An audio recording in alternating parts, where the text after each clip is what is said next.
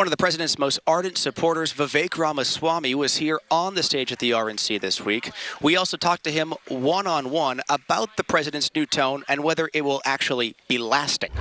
So Vivek, obviously you're speaking here this week. There's been a massive change in terms of the political conversation over the last few days.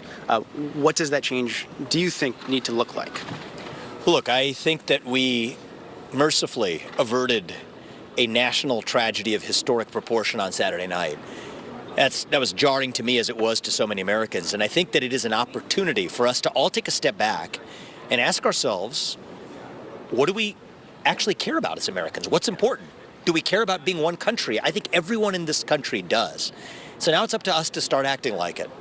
And so I think the message here is going to be one of national unity. It's certainly going to be my message. I think it's going to be the message of the party across the board. Not a fake unity of just saying things that sound friendly, hold hands and sing Kumbaya for 2 seconds and then go back to being divided like we were 2 weeks ago. No. A true national unity that says, you know what? We can disagree vigorously as Americans. We can debate each other like hell. We could fight like hell in the political arena, but we still respect each other as fellow citizens at the end of it. You're from New Hampshire. That's what I love about the New Hampshire culture, really. Embracing free speech and open debate. Live free or die. But at the same time, recognizing that even somebody who disagrees with you isn't your enemy. The enemy may be an ideology in this country. But I think that's the work cut out for the Republican Party now, is our enemy is the ideology that has captured the other side, not our actual fellow neighbors who are still our fellow citizens. And our ability to revive this country depends on getting both of those things right. And look, Vivek, obviously you've campaigned a lot in New Hampshire. I covered several of your events. Adam covered a lot of your events. You were on Close Up. All the events that we saw during the primary. How do you rally the Republicans now for a message of unity going through the primary, trying to pull the Nikki Haley folks in, trying to pull the Trump folks in, the independents in? How do you get to that from where we are now? Authenticity, right? I think the answer for not just the Republican Party, but for the entire country is that we don't have to agree on everything as long as we agree on the basic principles and rules of the road. And I think people are hungry for that, right? The America I miss used to be one where we could, at the dinner table, get together with people who had vigorous disagreements with us about a wide range of things, but still be friends at the end of it. And I think that still exists in the country. You just don't see it on the media or social media anymore. And so reviving that part of our political culture, I think, is what's going to save this country.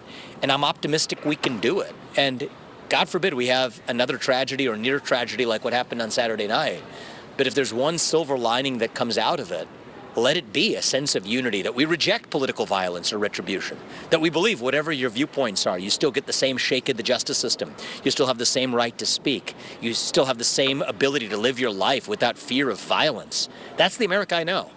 And I think that we are at a moment where more people in this moment than probably any time in the last decade are hungry to revive that shared sense of true unity, true identity, true shared identity. And I hope leaders in both parties and in the media permit Americans to really do what most of them are hungry to do already. Well, so the hard part is once the first counterpunch is thrown or first punch is thrown, there's that instinct to throw the counterpunch right away, right? Look, I think there's always a temptation to fight fire with fire. I believe water is more effective. That's the truth. And even when we think about the bureaucratic state, well, do we want to get into power and reshape and redirect the administrative state to advance our own ends and punish the other side? No. We want to dismantle the administrative state altogether. The people we elect to run the government should be the ones who actually run the government, not unelected federal bureaucrats. That's not a left-wing or a right-wing idea. It's not a Democrat or Republican idea. And so we live in one of these moments. It's a 1776 kind of energy in a positive way that just brought together a divided group of people 250 years ago. I think it can reunite a divided country today. And I think Donald Trump is up to the challenge. A lot of people may not a year ago, if you asked them, said that Donald Trump, of all the good things he would do, national unity may not have been at the top of someone's list, but it's at the top of my list.